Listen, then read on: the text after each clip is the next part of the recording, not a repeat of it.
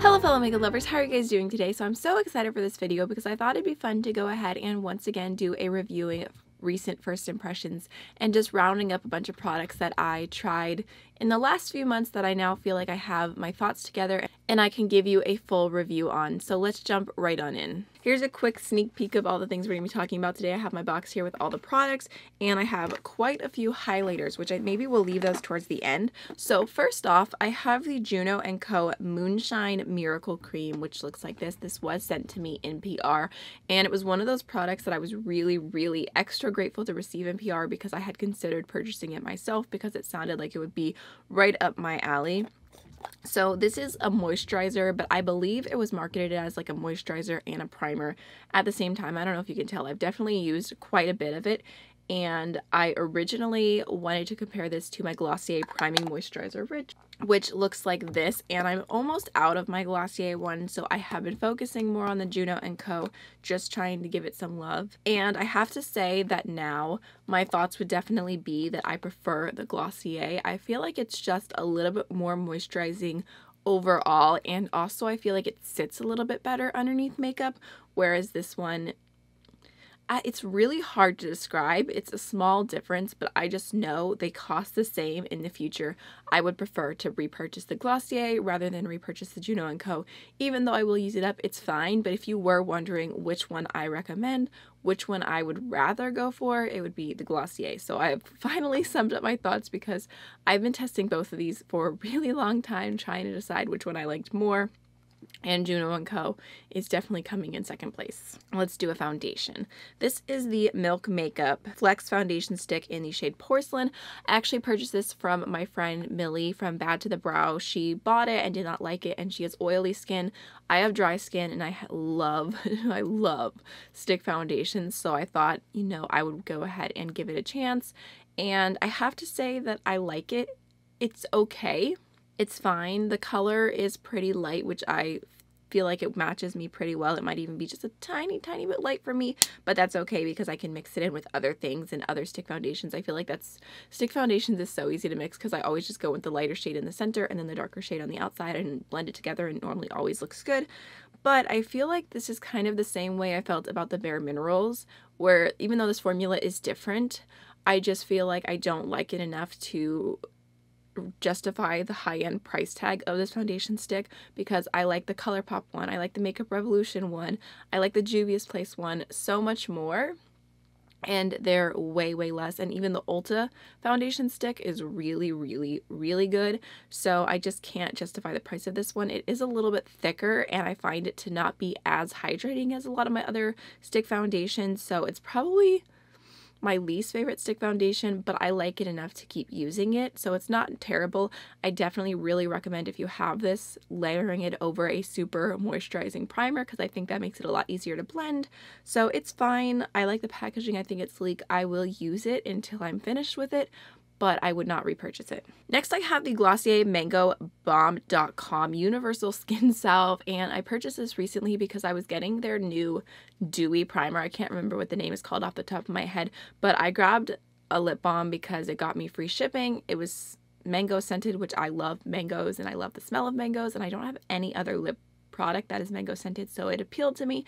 And it was like, pay $10 for a lip balm or pay $5 for shipping. May as well just get a lip balm. I do like this. I feel like it's fine.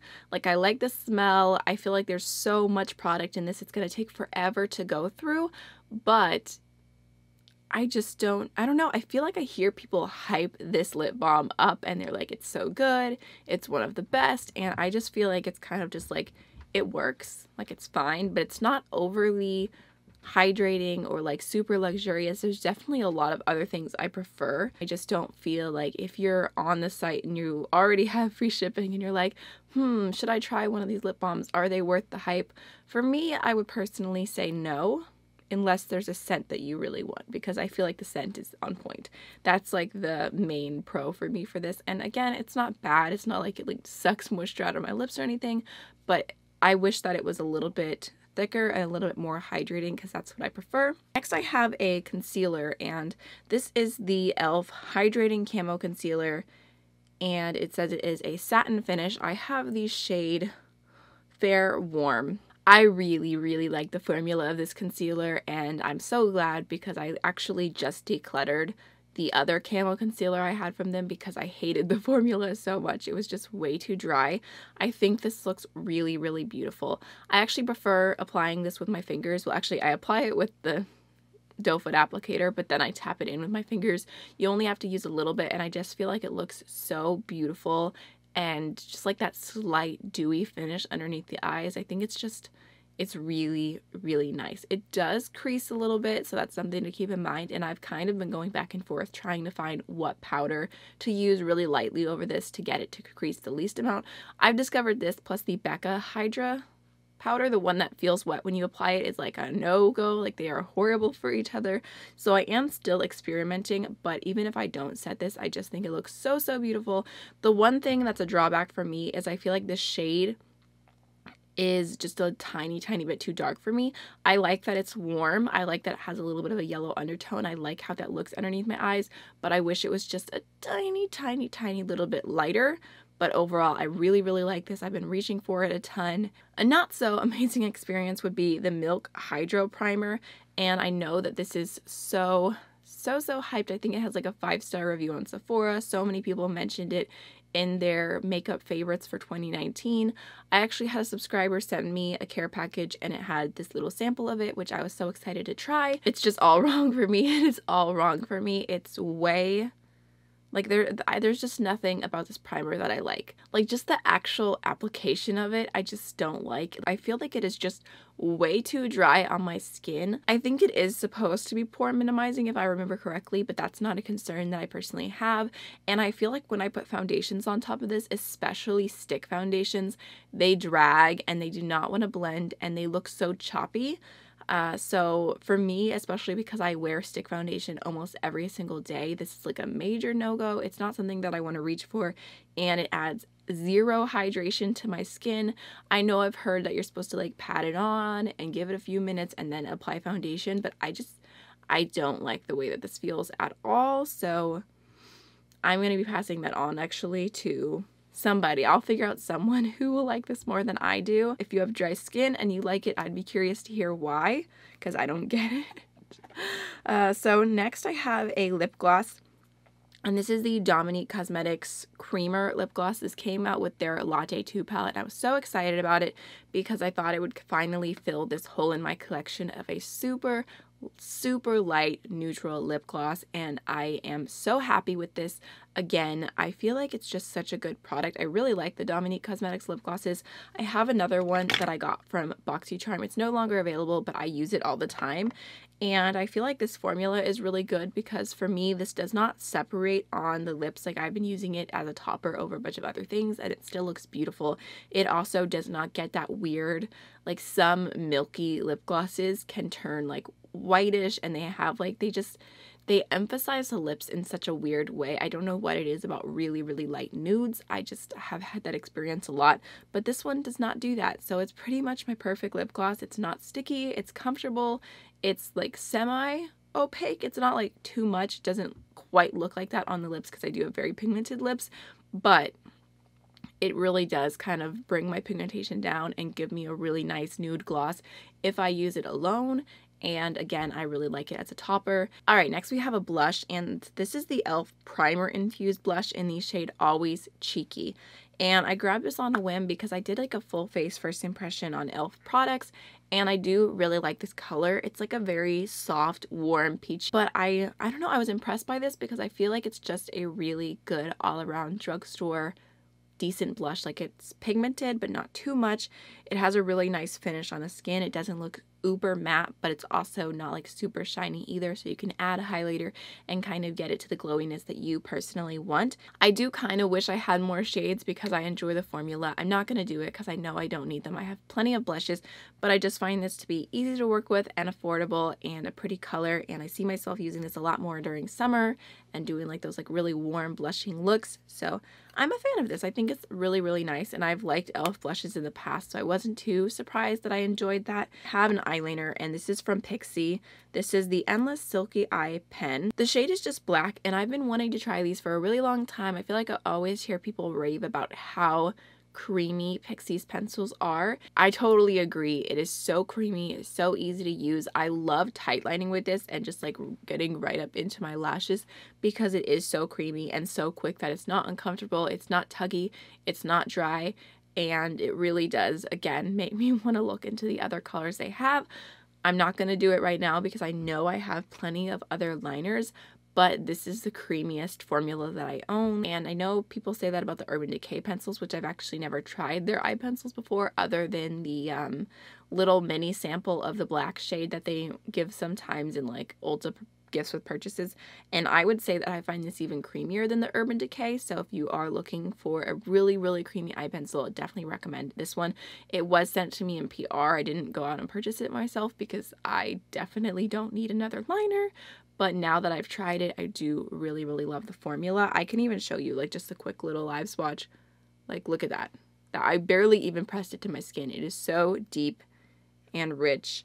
And also, I don't have any problem with it like getting into my little like crow's feet on my eyes. So I appreciate that as well. It doesn't run for me. I've taken naps and then woke up and still had my liner in, which I'm like a teary sleeper. Like I always wake up and like have my mascara's gone, but my eyeliner sticks. So I really like this.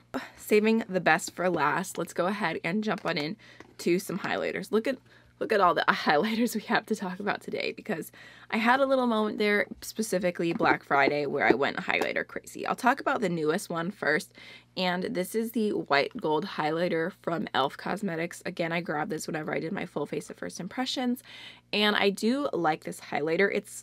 I can't open it.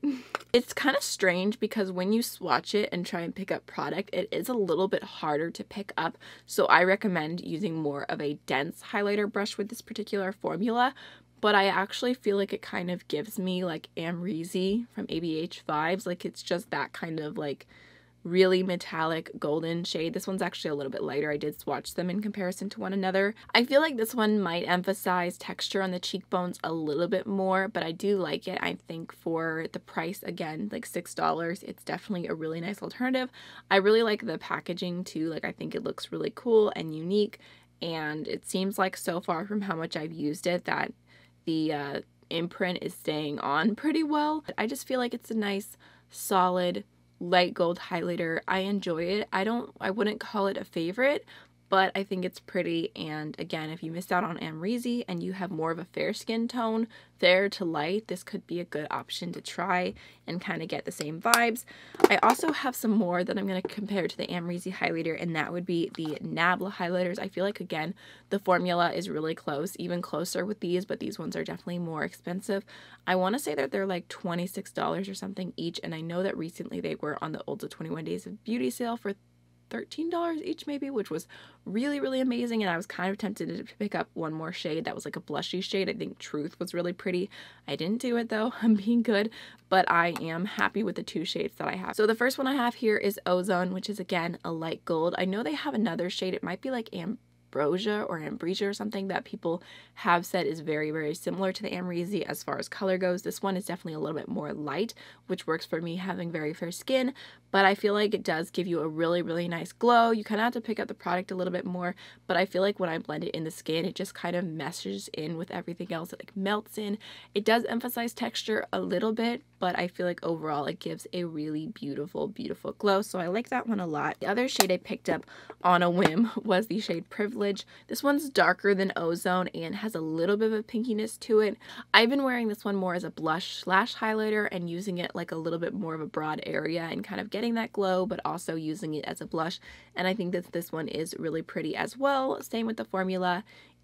It's nice and glowy, but it does emphasize texture a tiny bit. So I've been liking those, and they were my first product that I've tried from Nabla, so I was really, really excited about that.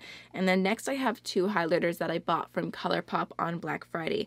Unpopular opinion here. So this is the Horse and Carriage highlighter from the Disney collection. I believe this isn't even available anymore, but I feel like I heard so many people raving about this highlighter that I was just so suckered in. I was like, I have to try it. I do think the packaging is really cute, but I don't really like this highlighter, if I'm being honest. And I mean, I don't dislike it, but I just don't really understand the hype. I just feel like there's so many better formulas out there. I just find this one to be a little bit powdery. I feel like it really emphasizes texture. Unless you go in with a really light hand, it does not look natural on the skin. I feel like it just looks like that stripe of highlighter, which I know I'm wearing purple highlighter today, so it's like, what am I talking about? I wish it was a little bit more finely milled and not quite so powdery. So if you missed out on this one and you've been feeling FOMO, I would say there's definitely a lot better highlighter formulas out there. Feels weird saying this because some of my really good friends on YouTube have said that they love this highlighter, and I'm just like, I don't get it. But I trust them. It's just personal preference, I guess. So next I have the Disney Villains Super Shock Highlighter in You Idiots, You Fools, You Imbeciles. I love the name of this. I know every single time I talk about it, I mention that I love the name. This is the Karela highlighter, and I specifically bought this because of Angelica, because she raves about it and has talked about it being a favorite. And I do really like this one actually. It is the Super Shock formula, so it's more of that like kind of weird cream finish, except it's in a convenient compact, so I think that's really fun. I hope they do more like this in the future. This one has kind of like a peachy pinky gold thing going on, and I feel like whenever I used it with a brush, I didn't really like it. I felt like it was just a little bit too much. It is a little bit glittery, to be honest. It's kind of sparkly, which I don't really care as long as it looks okay on the skin and I can kind of get it where I want it to go. So if I go in with my finger, just pick up a little bit of product and then just tap it on the cheekbone, I really do like this color. Again, I don't think this one is available anymore, but I think it's beautiful and I'm gonna keep using it. I don't care if it's not available anymore. And I'm going to keep saying You Idiots, You Fools, You Imbeciles, because, I don't know, maybe I have like some pent-up anger or something. That's why that brings me so much joy. So those are all the products I wanted to review for you today. If you like my content, make sure that you subscribe, and I'll see you in the next video. Bye.